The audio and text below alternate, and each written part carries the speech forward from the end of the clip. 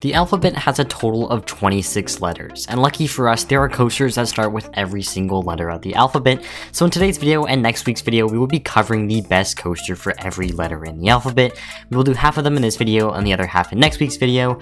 Enough talking, let's get straight into letter A. Now surprisingly, A has a really shallow lineup. I mean, there's a good amount of coasters that start with the letter A, but none of them are really elite. The three best coasters in this category are Alpengeist, Abyssus, and Apollo's Chariot.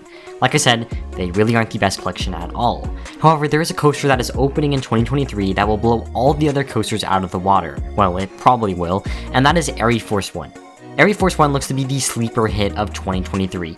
Now that we got a good POV that is not pointing straight down and has effects added on, we can kind of estimate how good this will be.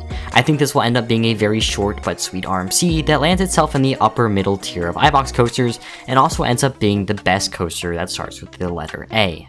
Letter B actually has some amazing coasters, and there's like three that it really comes down to: Beyond the Clouds, Bullet Coaster, and Batman Gotham City Escape.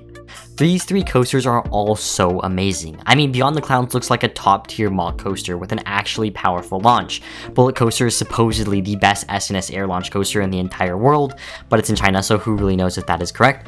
And Batman Gotham City Escape might be the best Intamin Blitz in the world, but it hasn't opened yet. So you have a bunch of top tier coasters all competing for this one spot. If any of you are curious, the supporting cast for the letter B is Boulder, Behemoth, Boardwalk Bullet, Bombay Express, and Boulder Dash, but the other three are definitely in a different league. So which one does it come down to? It's really hard to say because two of these are in China and one of them is unopened. But right now I truly believe that it's Batman Gotham City Escape. I know starting off the video with two unbuilt coasters is a bit controversial, but I truly believe that they are going to be the best for each of their respective categories. Next up is the letter C. There are a good few contenders for letter C. I mean, you have an insanely unique coaster through the clouds, which might be a better version of Millennium Force. You have Cannibal, one of the best in-house built coasters with insane hang time, and you have Coaster at P&A Playland that has an insane amount of standing airtime with lap bars that are like feet away from your body. I mean, the list goes on and on. You have Colossus at Thorpe Park, you have Copperhead Strike at Carowinds, you have a Solibunum Hyper Candemonium, you have an upcoming Vekoma Tilt Coaster, Circuit Breaker, but for me the list really narrows down to two options: Coaster Through the Clouds and Coaster.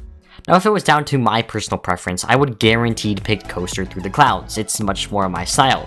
But Flashwing has convinced me that Coaster at P&E Playland might single-handedly be in the top 3 winning coasters in the world, and for that reason it wins the best coaster for the letter C, though I think it needs a cooler name.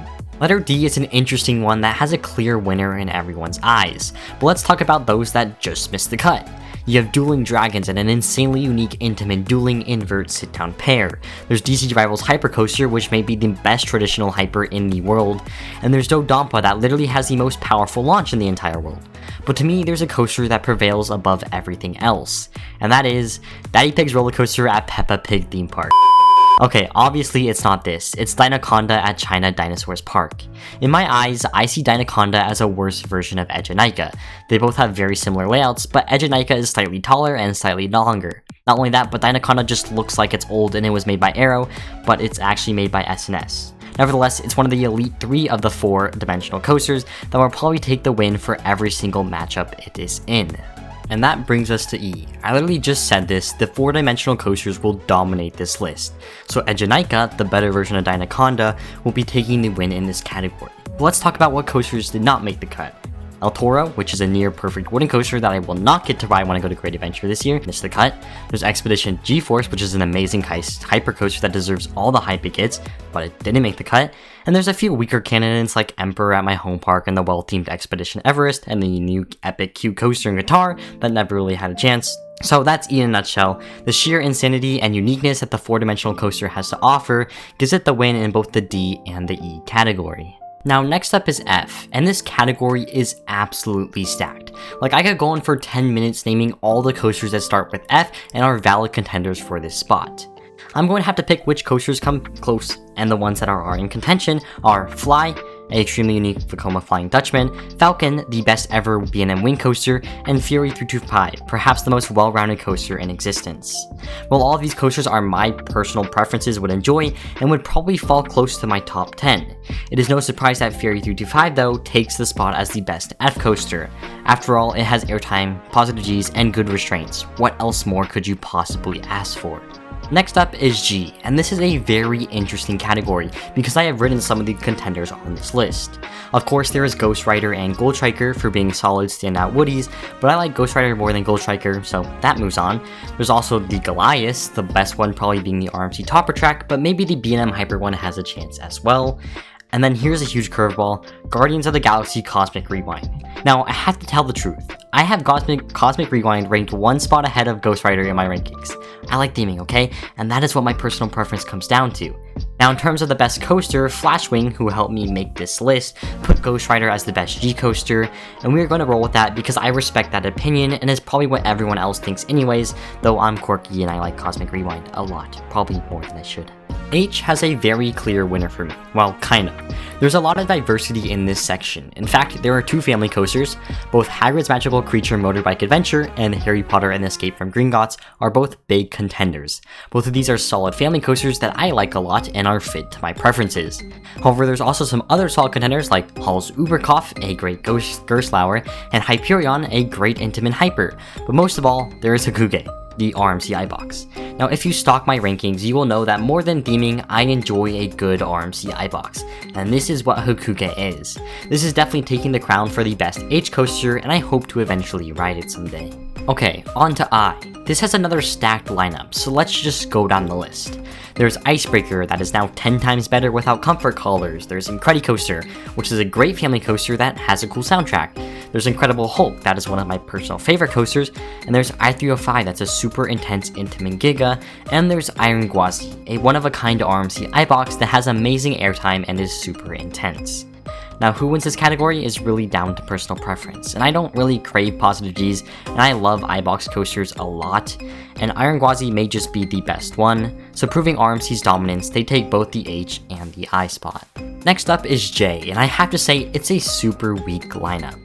When we were brainstorming ideas, we were locked in at Jersey Devil Coaster for the win. Can you believe that? I mean, I have ridden Wonder Woman, the better clone of Jersey Devil, and it still didn't blow me away. You're dumb as a mule and twice as ugly. Joker is also a solid contender, but it gets the name of the worst iBox coaster for a reason. So there was a clear winner that came out of nowhere, and that is Junker at Powerland. Now, I do not know much about this coaster, I just know that it is better than Jersey Devil and Joker, but from what I can tell from it, it's a hell of a ride. The launch looks super powerful, the finish loop looks amazing, and the best part is that it has lap bars. So Junker is a very clear winner for me, and I totally forgot this coaster even existed. Next up is K, and this has a very unique lineup of coasters. Of course, there's the notorious King de Ka, but unless you're Coaster Dash, this is more of a novelty than a good ride. Of course, I will be able to find this out myself in a few weeks, but for now, it's not taking the crown.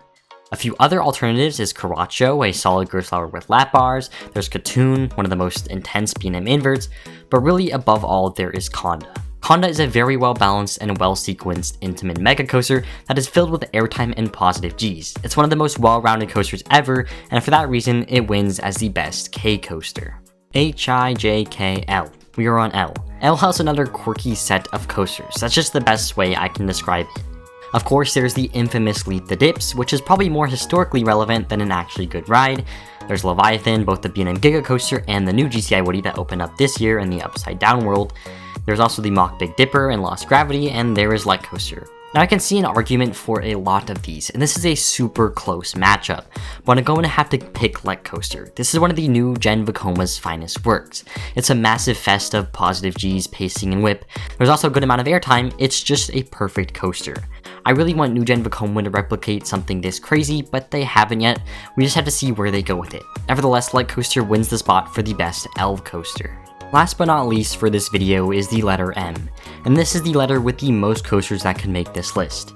I can go down a list forever and ever and ever, and there would still be good contenders. Mako, Magna, Monugani, Max Force, Medusa, Mission Ferrari, Matu, Mystic Timbers, Madagascar, Maverick. There is just so much to digest. So let's narrow it down to 3. The 3 out of all of these I would pick is Maverick, Mako, and just to be quirky, Mission Ferrari. Now I love theming, but Mission Ferrari is not the best B&M Hyper or not the single-handedly most influential coaster, so that can go down the garbage chute. Which coaster is better, Mako or Maverick? And a lot of people may debate this, but it's clearly Maverick. This is a well-balanced, intense coaster that single-handedly stopped the Coaster Wars, and is one of the most influential rides of all time, therefore earning it the best letter M coaster. So that's the first 13 letters of the alphabet and the best coaster that goes along with it. Join us next week for the next 13 coasters. That's all for today's video, guys. As always, make sure to like and subscribe. I'll see you in the next one. Have a great rest of your day. Goodbye.